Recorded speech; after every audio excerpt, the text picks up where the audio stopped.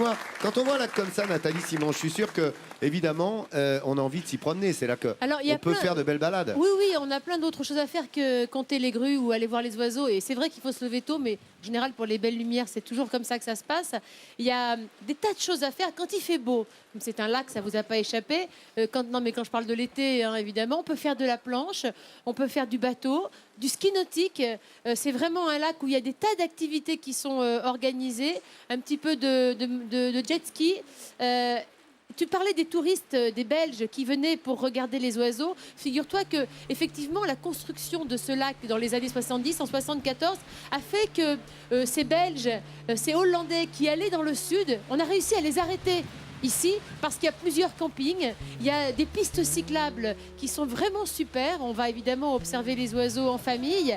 Des tas de choses sont organisées autour de ce lac qui est le plus grand lac artificiel d'Europe. Et c'est vrai que ça a donné un attrait supplémentaire à cette région. On y est bien, tu l'as dit, et on peut faire tout un tas d'autres activités que regarder les oiseaux, enfin en plus. Voilà. Merci beaucoup, Nat Simon. Voilà, les indications, aller au lac du Der, vous l'avez compris, des images d'exception ce matin.